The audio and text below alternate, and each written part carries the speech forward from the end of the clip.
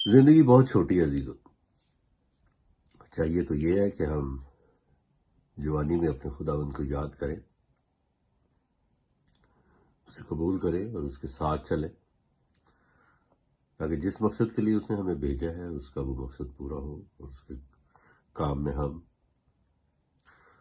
اس کا ہاتھ بٹا سکیں اور دنیا کے کونے کونے تک اس کے کلام کو پہنچا سکیں. میں شکیل سلیم لندن سے آج آپ کے سامنے مکاشفہ 14 باب کی تلاوت کرنے کو ہوں. کلام مقدس میں یوں مرقوم ہے: پھر میں نے نگاہ کی تو کیا دیکھتا ہوں کہ وہ برا سیون کے پہاڑ پر کھڑا ہے اور اس کے ساتھ 1,44,000 شخص ہیں جن کے ماتھے پر اس کا اور اس کے باپ کا نام لکھا ہوا ہے.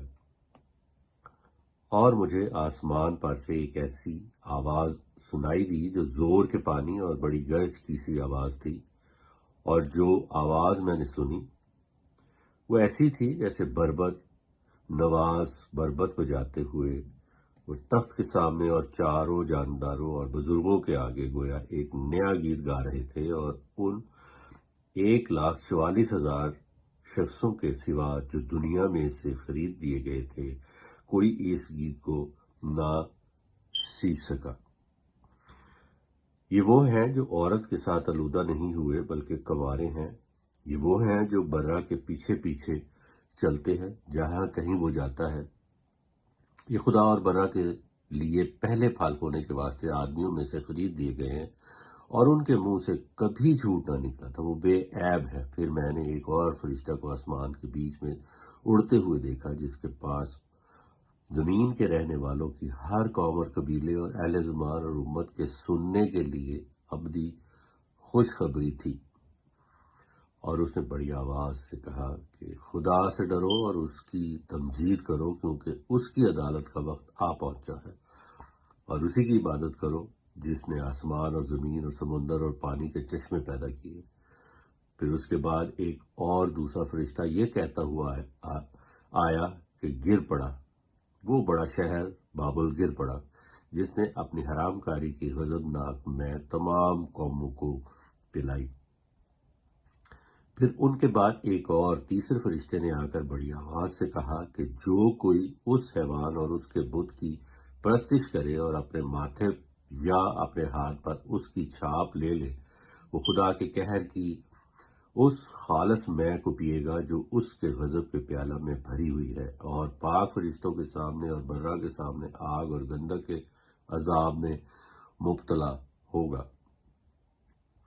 اور ان کے عذاب کا دھواں ابدالآباد اٹھتا رہے گا. اور جو اس حیوان اور اس کے بت کی پرستش کرتے ہیں اور جو اس کے نام کی چھاپ لیتے ہیں ان کو رات دن چین نہ ملے گا. مقدسوں یعنی خدا کے حکموں پر عمل کرنے والوں اور یسوع پر ایمان رکھنے والوں کے صبر کا یہی موقع ہے.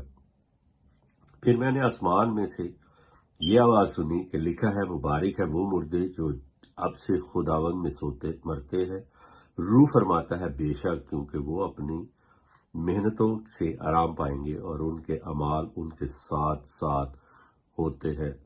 پھر میں نے نگاہ کی تو کیا دیکھتا ہوں کہ ایک سفید بادل ہے، اور اس بادل پر آدم ذات کی مانند کوئی بیٹھا ہے جس کے سر پر سونے کا تاج اور ہاتھ میں تیز درانتی ہے. پھر ایک اور فرشتے نے مقدس سے نکل کر اس بادل پر بیٹھے ہوئے سے بڑی آواز کے ساتھ پکار کر کہا کہ اپنی درانتی چلا کر کاٹ، کیونکہ کاٹنے کا وقت آ گیا، اس لیے کہ زمین کی فصل بہت پک گئی. پس جو بادل پر بیٹھا تھا اس نے اپنی درانتی زمین پر ڈال دی اور زمین کی فصل کٹ گئی.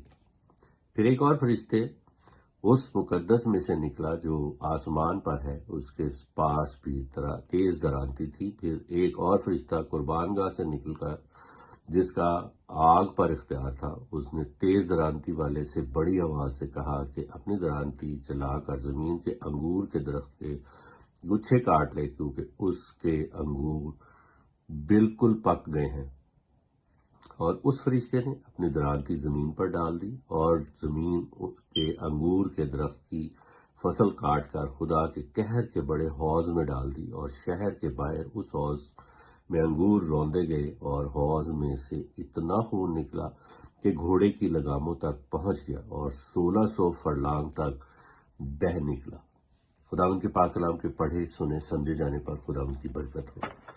عزیزو، آپ سے ریکویسٹ ہے، اگر آپ میری ویڈیو دیکھنا چاہتے ہیں الگ سے تو جے مسیح کے پلیٹ فارم سے آپ اسے دیکھ سکتے ہیں، الگ سے بھی دیکھ سکتے ہیں، اور اسے سبسکرائب بھی کریں، دوسروں تک پہنچائیں تاکہ خدا کے اس کام کو ہم دنیا کے کونے کونے تک پہنچا سکیں۔ میرے ساتھ ایک ہم آواز ہو کر جے مسیح کی